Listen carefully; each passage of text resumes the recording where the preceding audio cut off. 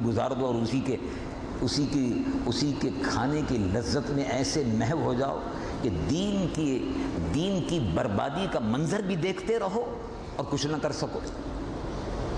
جیسے ملک میں پاکستان میں بے حیائی پھیل رہی ہے. ٹیلی ویژن کے ذریعے سے بے حیائی، فحاشی، عریانی، اور اس کے ذریعے سے حرام کاری اور بدکاری، یہ سب پھیل رہا ہے. حکومت ذمہ دار ہے، انتظامیہ ذمہ دار ہے. یہ سارے کردار یہودی ہیں، اسلام دشمن قوتیں ہیں، این جی اوز ہیں. یہ نام نہاد این جی اوز جو دھوکہ دیتی ہیں مسلمانوں کو یہ کہہ کر کے ہم خدمت کر رہے ہیں. کیا خدمت کر رہے ہیں؟ سلائی کی مشینیں بانٹ رہے ہیں. ہم خدمت کر رہے ہیں. کیا کر رہے ہیں؟ کتابیں بانٹ رہے ہیں، کپڑے بانٹ رہے ہیں. پیسہ کہاں سے آتا ہے؟ جب آپ ان سے پوچھیں پیسہ کہاں سے آتا ہے تو سناٹا ہو گیا.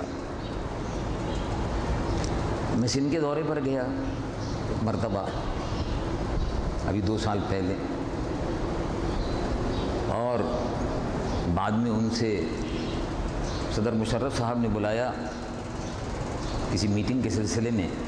تو میں نے ان سے کہا کہ آج کل آپ کی حکومت مدرسے والے حساب دو، دارالعلوم حساب دو، مسجد والے حساب دو، رجسٹریشن کرایا کہ نہیں کرایا، کتنا پیسہ آیا حساب دو، کیا آمدنی ہوئی حساب دو، تنخواہ کیا دے رہے ہو حساب دو.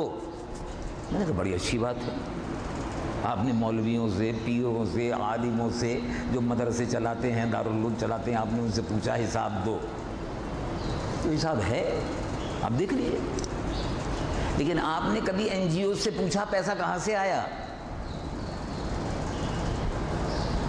اور آج بھی میں کہتا ہوں حکومت سے، بھئی آپ نے پوچھا؟ اس وقت بھی کہا، انہوں نے کہا نہیں ہم کر رہے ہیں. وہ 2 سال تو ہو گئے، 1.5 سال 2 سال ہو گئے.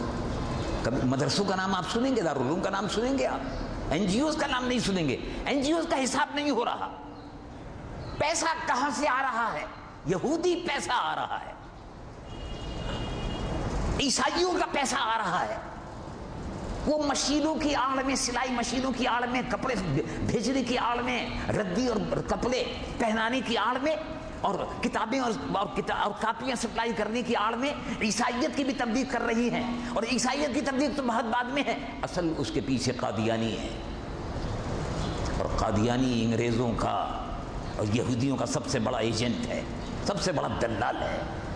مرزا غلام ملعون اس قادیانی خبیث کی، دجال کی جو ماننے والے ہیں، یہ سب سے بڑے انگریزوں کے اور یہودیوں کے ایجنٹ ہیں. مسلمانوں میں ختم نبوت کے عقیدے کے خلاف تحریک پیدا کرنا، حضور پرنور صلی اللہ علیہ وسلم کی شان اقدس کی گستاخیاں پیدا کرنا. سب سے بڑی گستاخی تو یہ ہے کہ کوئی یہ کہے کہ رسول اللہ کے بعد بھی کوئی نبی ہے. اس سے بڑی کوئی گستاخی نہیں ہے. اور ہمارا عقیدہ یہ ہے، ہمارے سید الائمت سراج الامہ امام اعظم ابو حنیفہ رضی اللہ عنہ، ہم حنفیوں کے پیشوا جن کے ہم مقتدی ہیں، ہم حنفیوں کے امام اور پیشوا، سید الائمہ سید التابعین امام اعظم ابو حنیفہ رضی اللہ عنہ وارضاہ ارشاد فرماتے ہیں، آپ کے اس میں لکھا ہوا ہے کہ ایک شخص آیا اور اس نے کہا کہ آج کل ایک شخص نے نبوت کا دعویٰ کیا ہے.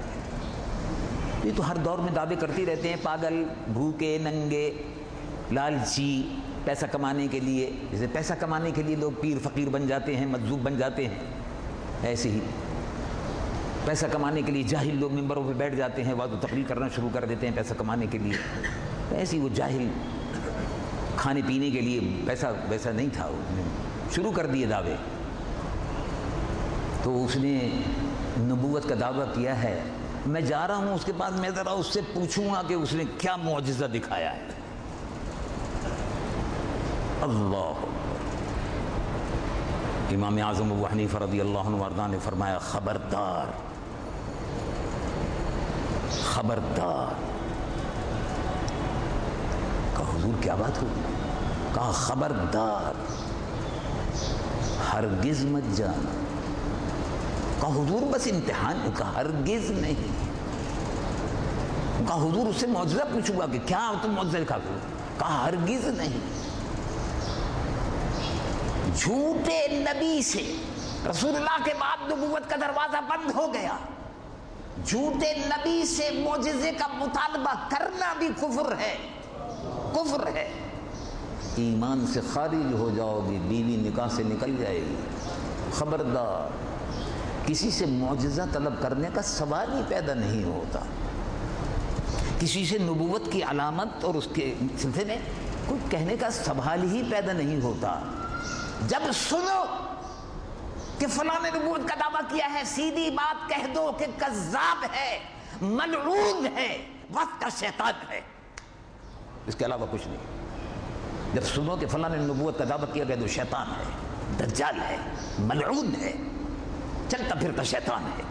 کوئی سوال ہی پیدا نہیں ہوتا. رسول اللہ حضور پر نور سید العالمین محمد رسول اللہ پر یہ پوری کائنات قربان ہو. حضور پر نور تشریف لائے، اب آپ پر نبوت کا دروازہ بند ہو گیا. تو میں عرض کر رہا تھا، بات یہاں سے چلی تھی، اللہ تعالی نے ایمان والوں کی جانوں کو خرید لیا. اور اب کیا کام ہے؟ یہ نہیں ہے کہ بیعت کر لی ہے تو اب آرام سے بیٹھ جاؤ سو جاؤ. نہیں، اللہ کی راہ میں کیا کرنا ہے؟ رب العالمین جل جلالہ عما نوالہ ارشاد فرماتا ہے ان اللہ اشتری من المؤمنین انفسهم واموالهم بان لهم الجنہ یقاتلون فی سبیل اللہ فیقتلون ویقتلون.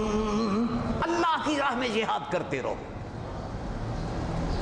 جب وقت پڑے جان کی قربانی دو. جب وقت پڑے، ضرورت پڑے، اسلام کے لیے مال کی قربانی دو.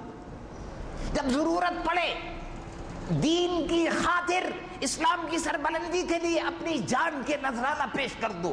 یقاتلون فی سبیل اللہ، اللہ کی راہ میں قتال کرتے رہو.